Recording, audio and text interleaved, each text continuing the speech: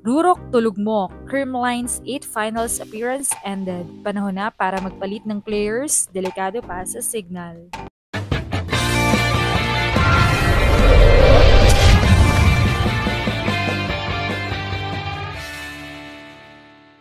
What's up, Volleyball Nation? Welcome back to my YouTube channel. Narito ako para magbigay sa inyo ng updates tungkol sa mundo ng volleyball. Pero bago yan, don't forget to subscribe and hit the notification bell para updated ka sa aking mga videos. Matapos nga ang makasaysayang pagkatalo sa PBL On Tour semifinals kontra PLDT High-Speed Hitters, tila natapos ang isang makulay na kabanata sa kasaysayan ng Creamline Pool Smashers.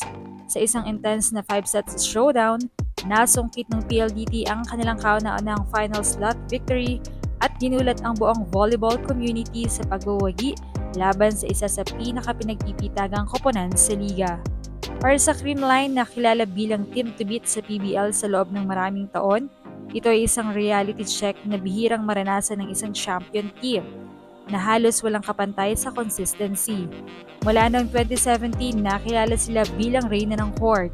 May multiple championships, Grand Slam feats at walang kapantay na record ng finals appearances na umabot na sa double digit. Simula nang pumasok sila sa liga noong 2017, hindi na sila nawala sa Final Four sa bawat conference na sinalihan nila. Nakapagtala sila ng kabuuang 13 finals appearance at 10 championships, kabilang ang 2 reinforced titles, 6 All-Filipino Open titles at 2 invitational titles. At sila rin ang kauna-unahang koponan sa PBL history na nakagawa ng Grand Slam nang masungkit nila ang lahat ng 3 conferences noong 2024. Mula 2018 hanggang 2022, halos taon-taon silang nakikipag-agawan sa titulo at nakapagtala pa ng mga panahong hindi sila natatalo sa isang buong conference, mula elimination hanggang finals. Sa bawat season, tila nakasulat na sa tadhana ang kanilang pag-akyat sa podium at ang kanilang fans ay sanay na panalo, hindi sa pagkatalo. Ngunit ngayong taon, ibang kwento ang isinulat ng kapalaran. Ang dating kinilalang powerhouse ay ngayon ay nakararanas ng tinatawag ng ilan na Lasak era. Panahong puno ng hirap, pagkadapa at paghahanap muli ng tamang forma.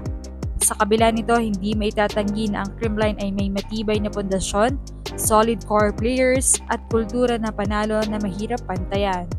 Subalit worth it pa ba ang mga players na nasa lineup? Kaya pa kaya nilang makipagsabayan sa ibang mga kuponan na may mga talented and fresh players? Marami nga nagkokomento na baka panahon na upang mag-upgrade at humasa ng ibang mga players na mas bata at kayang makapaghatid ng skills na kailangan ng koponan. Ito na rin daw siguro ang panahon na baguhin ang coaching staff since makikita na hindi na ganoon ka-epektibo ang sistemang ito.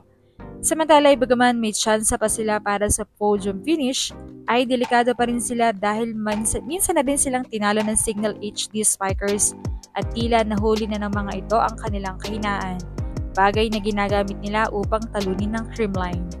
Ang bawat pagkatalo ay maaring sugat sa kanilang pride, ngunit ito rin ay gasolina para sa kanilang pagbabalik. Kung babalikan ng kasaysayan, paulit-ulit nang napatunayan ng Creamline na kaya nilang bumangon mula sa pagkakadapa at muling sakupin ng trono. Kaya't kahit ngayong tila nalubog sila sa putik, marami pa rin naniniwala na hindi dito magtatapos ang alamat ng Pool Smashers. Dahil kung may isang bagay na sigurado, ito ay ang kakayahan nilang gawing panibagong simula ang bawat katapusan. Kaya naman, anong masasabi niyo dito?